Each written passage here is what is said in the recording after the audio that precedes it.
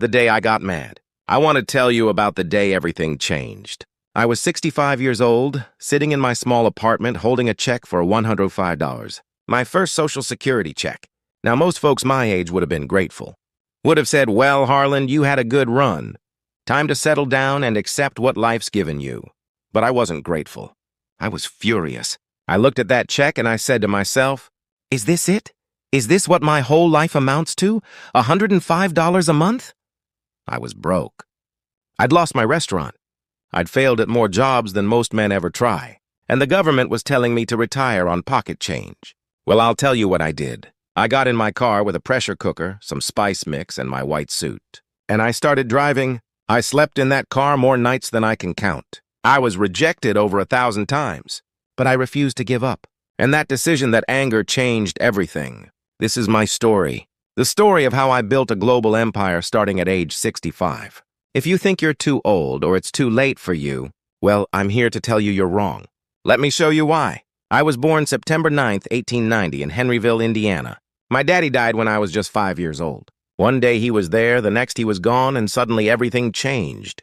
My mother had to work. She took any job she could find just to keep food on the table. And me? Well, somebody had to take care of my younger brother and sister.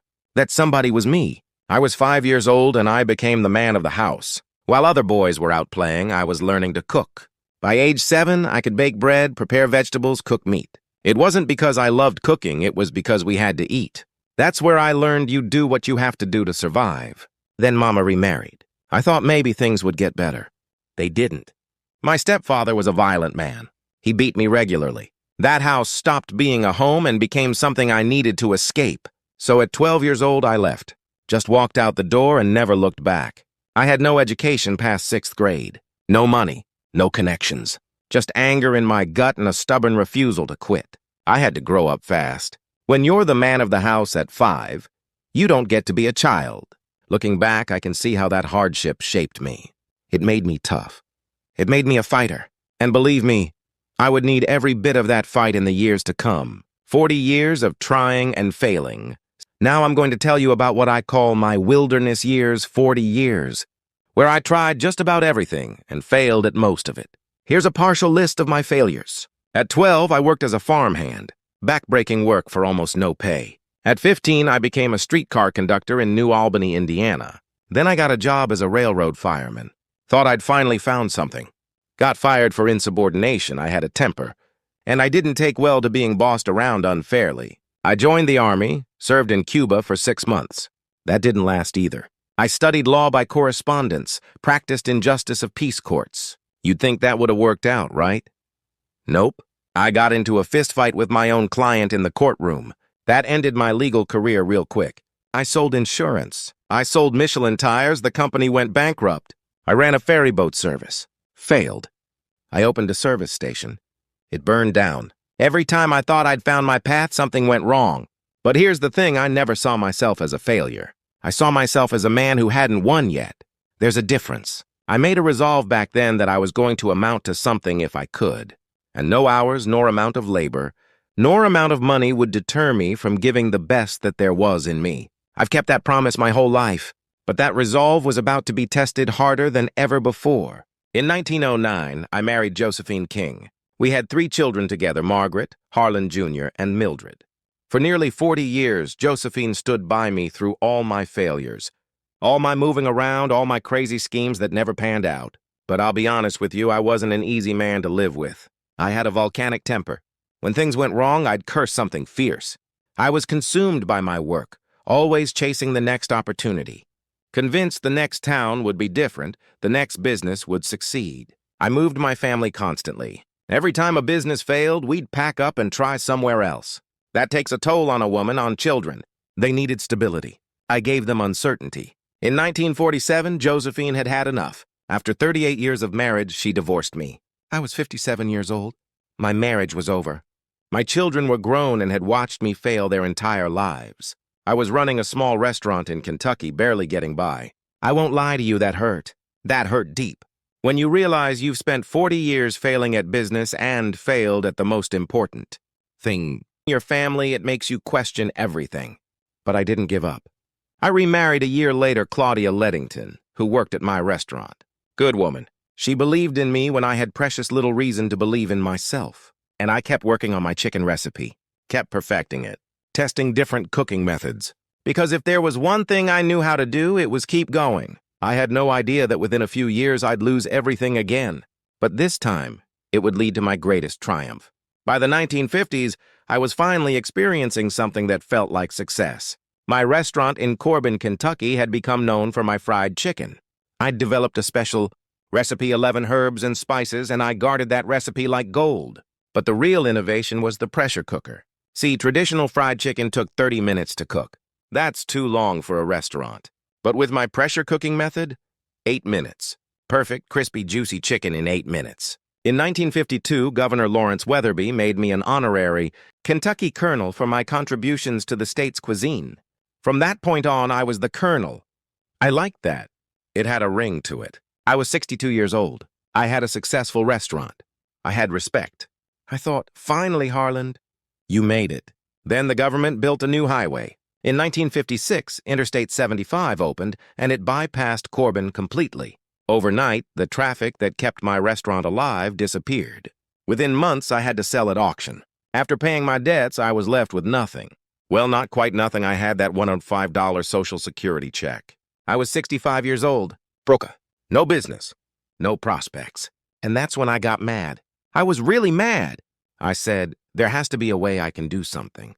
I'm not done yet. I've got something valuable, this recipe, this method. Somebody's got to see that. So I loaded up my old car with a pressure cooker, my spice mix, and my white suit. I always wore that white suit, made me look distinguished, and I started driving. My plan was simple. I'd visit restaurants, cook my chicken for the owners, and if they liked it, I'd offer them a deal. They could use my recipe and my method. In exchange, they'd pay me a nickel for every piece of chicken they sold. 5 cents. That's all I was asking. I drove from town to town. To save money, I slept in my car. I'd walk into restaurants and say, let me cook you some chicken. If you like it, we can do business. And they said no. Over and over and over, they said no. I was rejected more than 1,000 times. There were days I thought, Harland, maybe everybody's right. Maybe you should just accept that check and fade away. But I knew I had a good product. I just had to keep going until somebody else saw it too.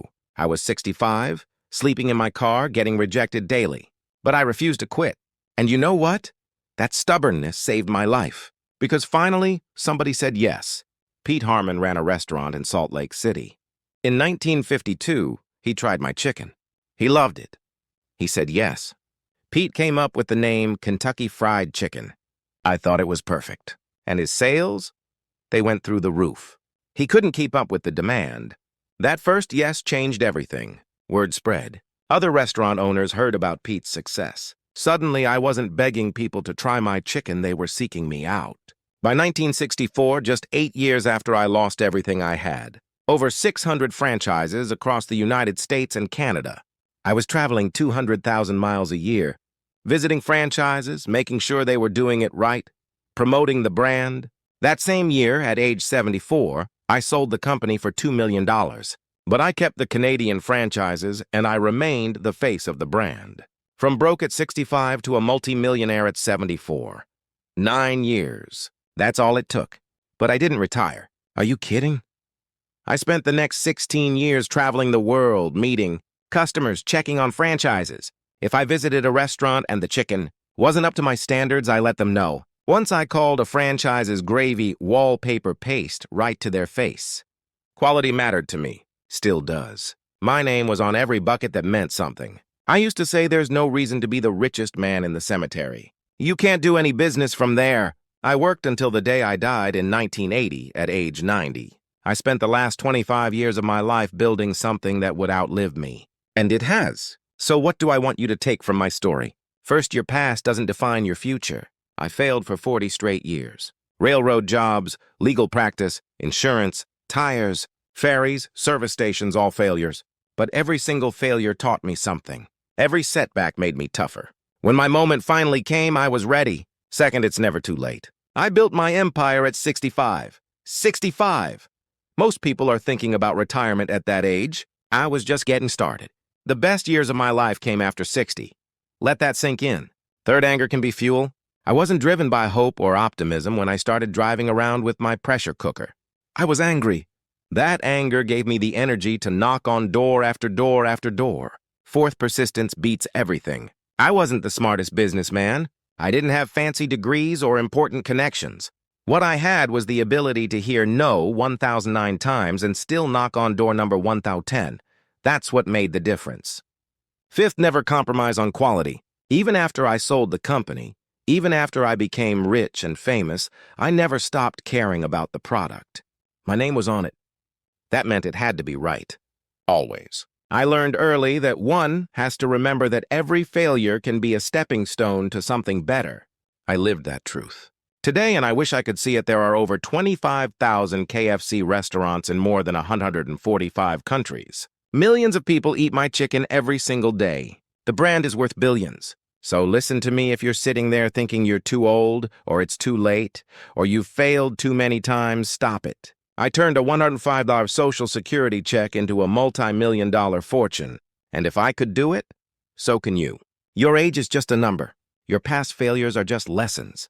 The best chapter of your life might still be waiting for you to write it. I made a resolve a long time ago that I was going to amount to something if I could, and no hours, nor amount of labor, nor amount of money would deter me from giving the best that there was in me. I've done that ever since, and I won by it. It's never too late to win. Colonel Harlan Sanders.